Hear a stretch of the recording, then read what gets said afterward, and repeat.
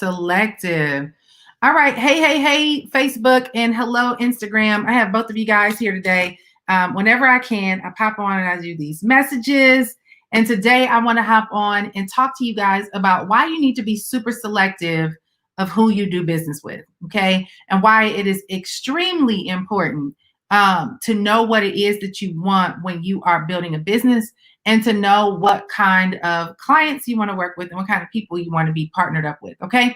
My name is Nicole Cooper, and by trade, I am a business consultant and work with people on how to effectively position their businesses for profitability online.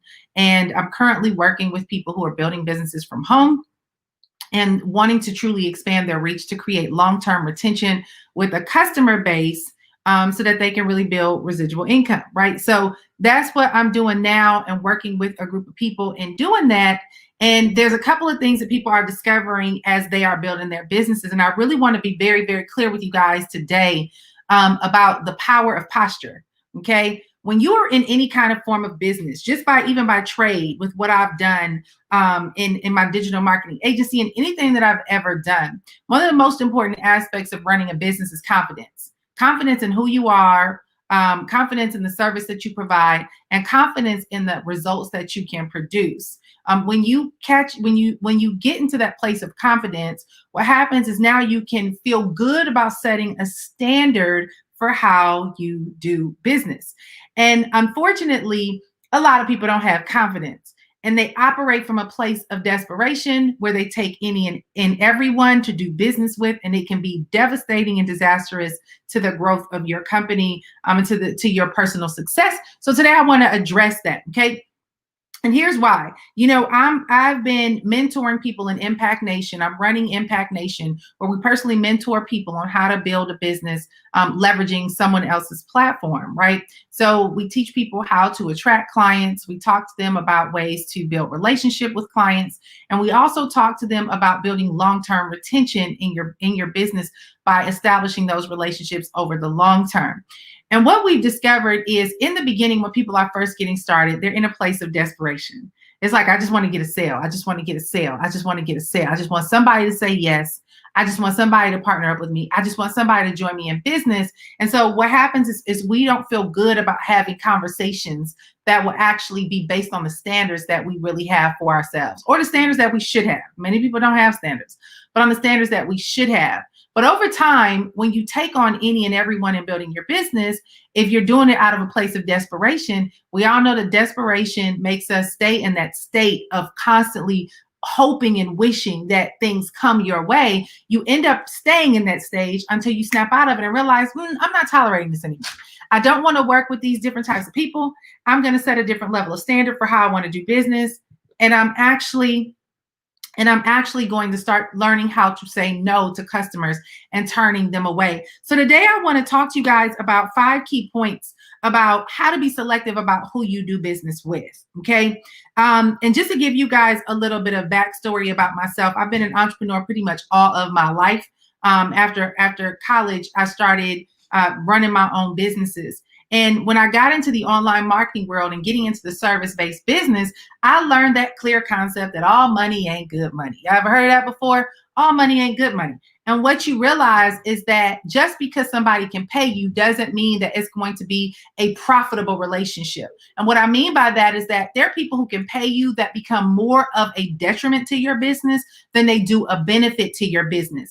And so over time, as I've been building my businesses and growing my companies and working with different people, I've learned to tell people, no, this is not a good fit. Nope, I can't service you. Nope, I'll refer you to somebody else. Nope, I'm not available. I've learned to be okay with rejecting and resisting business because I've grown to learn that there's always going to be business out there. But the more specific you are about who it is that you want to attract, the more you'll begin to attract your ideal client, and the more you'll put yourself in a position to work in environments that make you feel good about what you do versus make you hate what you do and make you want to quit what you do. Okay. And so here's a couple of tips that I've learned over the years that are extremely critical to the growth of you building a business. The first thing is you got to think beyond the sale. Okay. When it comes down to working with customers, you got to start getting clear. And in the beginning, y'all, you won't know. You learn as you go along. Okay. So when you're first starting to get your couple of customers, You're just trying to make sure that it works. Somebody will buy it. They're trying to make you a believer, right? They're there to make you a believer that what you have is good for sale. And so you're just selling to somebody who said yes, right? But what happens is as you start getting these sales and you start working with people in different stages, you'll start facing things that you're like, this doesn't feel good to me, and I don't want to invite more of this into my business. I'm going to begin to set a level of values and practices in how I want to work. So let's say, for example, for me, I was a service provider, right?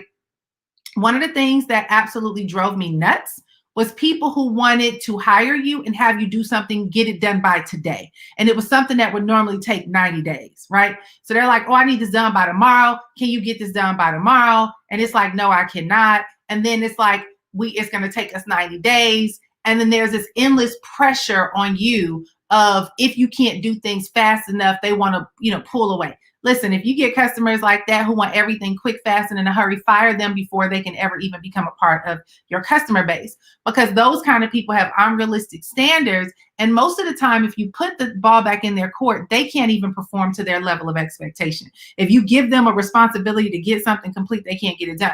But that's just one of the things that I'm talking about as an example of my values is not working with people who have they want overnight success, and they don't have the ability to be patient with a process to see something through. So one of the first tips that I want to give to you guys is think beyond the sale. How do you want to work? What kind of people do you want to work with? What kind of people bring joy into what it is that you do? What kind of people make you want to continue to do what you do? And what kind of people absolutely make you hate what you do? You got to sit down and start mapping out what things are a good fit and what things are not a good fit, right? These are the kind of people that I want to work with. These are the kind of people that give me energy. These are the kind of people that excite me. These are the kind of people that I look forward to working with. These are the kind of people that I love picking up the phone for. So like right now, I'm building a team of people that I'm working with. I'm building an all-star team, right? I tell people we're like Michael Jordan and Scottie Pippen. Like when you come over here, you got to be willing to play to win. You have to have a mindset shift. You have to be willing to do the work. You have to be willing to be consistent. You have to be willing to show up. You can't come to me and tell me you want to make $10,000 a month, but you only got an hour to give your business a week. Well, guess what? You need to go on somewhere else and go tell me where you can make $10,000 a month for an hour a week. And then I'll make sure that everybody I know knows about that opportunity. It doesn't exist. There's work connected to an outcome. And so a lot of times if you're working with people with unrealistic expectations, what's going to happen is they're going to make your life absolutely miserable. They're going to be pure and living hell. So you got to sit down and you got to say, okay, beyond me just wanting to make money, what kind of atmosphere and temperament do I want to establish for my business? And what kind of people create the culture that make me feel good about building that business? And write that thing down. You're not going to know everything in the beginning, but as you encounter things that of working with people that kind of give you red flags, man, write those red flags down. Okay, write those red flags down. So, for example, I have had encounters with people who are in the middle of life-changing situations where they're emotional, they're dealing with a lot of circumstances going on around them, and they're really indecisive.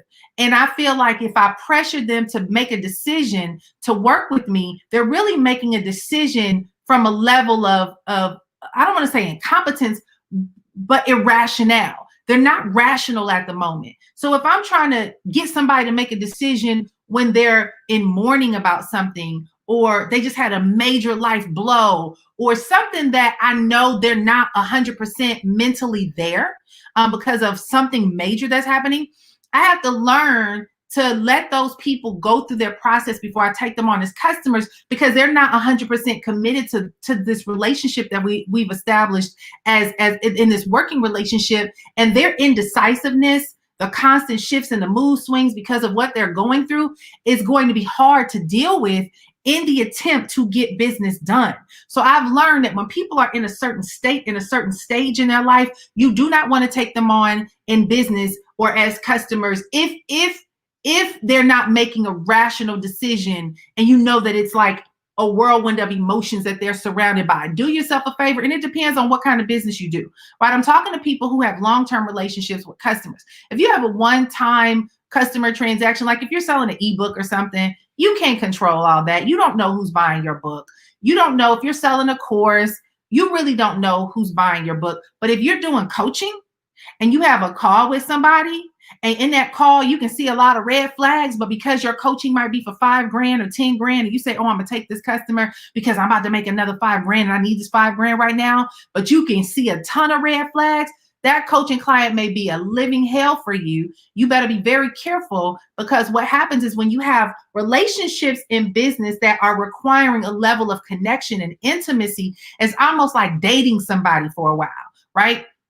So if I'm taking on a coaching client and I work with you for a 90-day period, we're going to get to know each other. We're going to spend time together. If I'm on the phone with you for 15 minutes in a discovery session and it don't feel good in that 15-minute call, and I can already tell that you're stressed out, that you are indecisive, that you're all over the place, that you're not committed, that you are doing too many things, I need to end that relationship right then and there, because that $5,000 is going to drag me. You might become a detriment to every other aspect of my business. And so I have to be very careful to cut you off ahead of time before we go into this thing and it ends up driving me crazy because I didn't honor what I saw in the beginning. So I'm more so talking about if you're building a business, like for those of us in the home-based business industry, you know, you're building a home business, you're bringing on partners, you're partnering up with people strategically, people are in your space a lot, you're communicating with them often, you know, you're interacting. You have to make sure that you're surrounded by people that you want to spend that level of time with, that you feel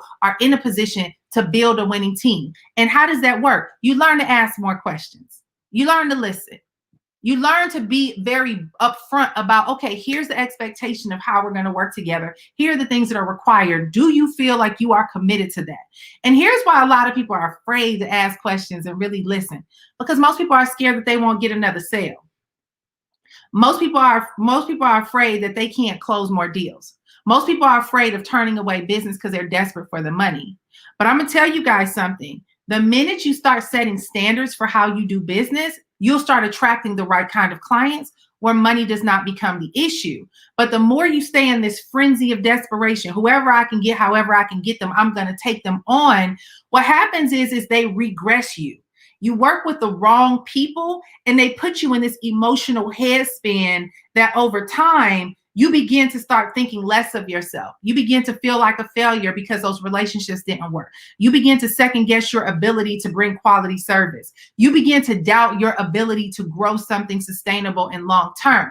But man, when you start altering how you do business, what happens is you posture up. When you develop values for your business, you're going to posture up and you'll approach things in a different way. And now you can ask more questions. So number 2, be very clear of the type of relationship you want with clients. Number 3 is when in doubt, say no. When in doubt, say no. When you are in doubt with who you are connecting with, say no. There are people who have come to me and they try to talk me into something. And in my spirit is like, nope, nope, nope, nope. And I'm like, oh, should I just help them out? And my spirit's like, no. When in doubt, say no. Learn to say no to business that doesn't fall in line with how you want to work.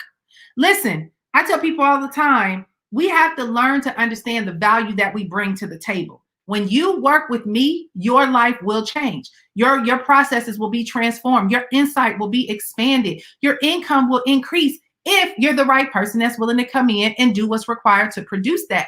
It has nothing to do, your outcome has nothing to do with me. It has everything to do with your level of commitment. But if I take on too many of the wrong people, guess what? They're going to look for me to blame about every reason why their life is not working out. And so if I allow that person into my space and I continue to allow myself to encounter these confrontations of toxicity, what's going to happen is I'm going to second guess my ability to be a great leader, second guess my ability to help people produce good results, and second guess my ability to build a winning team. And when you're building like a business like that we're building, where we are partnering with people to do things, you have to be very protective of the culture that you create. There's tons of entrepreneurs that I work with and tons of small businesses and stuff like that I've worked with over the years. And when you go to any kind of conference and they talk about hiring or building and expanding your team and bringing people on board, they say hire for the culture, not just for the talent. Because you can be extremely talented, but you can be extremely toxic. So just because you're really good at what you do, I might get super hyped about you and be like, oh man, this person is really good. I look forward to working with them. They know how to make stuff happen. Boom, boom, boom, boom, boom. But guess what? They got a bad attitude. They got a really big ego. Their level of ego doesn't allow them to be teachable or coachable or able to really, maneuver into a team environment because they want it to be all about them. And so if you know anything about businesses, most businesses will say you hire for the culture, not just for the talent. Because if I bring somebody who is really good with our team, they're teachable, they're coachable, they're committed, they're consistent, they're going to show up, they got a good attitude, they're willing to do whatever it takes, I can teach them skill. I can put in front of them the fundamental things that they need to learn so that they can excel and advance in whatever it is that they're called to do. I can help them become a winner, even if they've never won big in anything before, because that person is showing up with a commitment to immerse themselves into this culture because they're wanting to grow and they're wanting to learn. But if a person has a big ego, you're not going to go anywhere with ego. You're not going to go anywhere with people who are victims. They have a victimization mentality. It's your fault that I didn't get this, and it's your fault that this didn't happen, and it's your fault, and it's your fault, and it's your fault, and it's you, and it's you, and it's you. People like that, you can't make any progress with because they're so fixated on being a victim that there's no room for them to receive anything that can enhance whatever the problem is. So you have to be very mindful of the kind of people that you're opening yourself up to and bringing into your culture and bringing into your environment. And we have to learn how to ask questions. That's why interviews are so important on job interviews. They'll tell you all the time, your resume could be phenomenal. But when I put you in a room, I can tell a whole lot about who I'm about to hire. I can look into your eyes. I can listen to how you respond. I can pay attention to your appearance. I can look at a lot of different things in face-to-face that your resume will lie about, right? And so we have to learn how to interview people when we want to do business with them. Number 4 is understand what kind of relationships fuel your business. Okay, so number 1 was think beyond the sale. Number 2 was be clear on the type of relationships you want to with clients. Number 3 or partners. Number 3 is when in doubt, say no. Number 4 is be mindful of the kind of relationships that fuel your business. Okay, when it comes down to working with people, energy is everything. Energy is everything. And if you work with people with bad energy, it's going to really create a mood swing into your atmosphere. So you have to start paying attention to what kind of energy fuels your environment. What kind of energy stimulates and brings forth momentum? One with what we do, and one of my business partners, we talked about this yesterday, but we all need a twin in business. You need a twin. You usually in business, you're going to your clients, you're usually going to attract people who are like you. So if you have really bad energy, if you're a very toxic person, guess what? You're going to attract a whole lot of people with bad energy that are toxic because you are. Right? Which is why you got to work on yourself. Personal development is super duper critical when it comes to building businesses. You got to work on you, because if you don't get you in order, you are going to continue to attract you, and you're not going to be able to stand being around a whole bunch of you. And it's because you have not gotten your head right, and you haven't gotten what you need to get in order. So you have to work on those things and get those things in order. But number 4 is producing relationships that fuel your business. Think about what kind of people you need around you. Some of you guys need people that are the complete opposite of you. We tend to want to attract people that are just like us. But I know in my team with Impact Nation, one of the things that I love is in the group of us that we have is somebody who's good at something that I'm not good at. It's somebody who identifies and spots out something that I totally miss. It's someone else who enjoys doing a thing that drains the life out of me. It's important to have complementary people around you that can actually fill in the blanks for what it is that you do so that it can help support the growth of your business. Now that's in partnership. In a customer base, right? In a customer base, identify what kind of customers fuel your business. I like customers that ask a lot of questions. I like customers that love to be able to talk and communicate and be able to get clear on what it is that we're doing so that we can make sure that this is a good fit. I like customers that make time for a conversation. If you have people that are so busy, they can't get on the phone, just shoot me the link. I'll go ahead and I'll buy the thing. I'll do the thing. They're going to probably be a problem later because they're rushing so fast that they don't know what they're getting into, that later on they're going to come back and be like, I want a refund. I don't want to do this. Can you give me my money back? because they wouldn't make time to sit down and talk to you about your program or talk to you about what you're doing or make time to talk about how you work or make time to talk about how you choose, how you're doing business and what to expect in this transaction and in this relationship. So think about the things that actually, what kind of relationships fuel your business that get you excited about making these connections, and also become the person that brings fuel to what it is that you do. Become the person. That's number 5. Listen, we have to become what we desire. Personal development is very critical. If you want to attract clients who are committed, clients who will sit down and have a conversation, clients who are willing to pay, clients who are willing to show up, you got to ask yourself, am I willing to do the work? Am I willing to listen? Am I willing to engage in a conversation? Am I willing to pay? Am I willing to show up? Because a lot of us are out here trying to attract people to do what we're not willing to do. And I tell people all the time, you got to be very careful that you don't have this life that looks so busy, but you broke. I'm going to repeat that. Be careful that you don't have this life where you are so busy, your schedule is so full, you don't have no time. You don't have no time to do personal development. You don't have no time to do the details of your business that's going to make a difference, that's going to produce the profits. You don't have the time to get on the phone and check in with folks. You don't have the time to show up for appointments. You don't have the time. If you're just so busy, but you broke, it's a problem. It's a really, really, really big problem. Your priorities are out of order. And at this point, you don't understand what it means to have income producing activities as a priority on your list. And so you have to personally begin to invest in yourself by investing in getting mentors and being surrounded by those who can help tweak those blind spots that you have, because a lot of us are out here expecting people to do what we're not willing to do. It blows me away how people come to me and want me to coach them on making 6 figures, but you don't want to pay me 5. Oh, baby, I ain't going to show you how to produce 6 figures if you can't open up your wallet and cut a check to me. Why would I do that? How are you going to produce 6 figures without transactions where people have to actually pay you without you being willing to pay? How'd that work? How you going to make money without spending any money to position yourself to learn how to elevate your skill set in a way that's going to produce more income for you, but you want people to cut you checks all day long? What is that? How you want people to show up and be committed? How you want to attract superstars in your business, but you refuse to show up and be a superstar? Where they do that at? You have to get to a place where you take you seriously enough that you become what you desire. Because at the end of the day, a lot of us are attracting who we are, and we don't like it, and it don't feel good, and it look real ugly.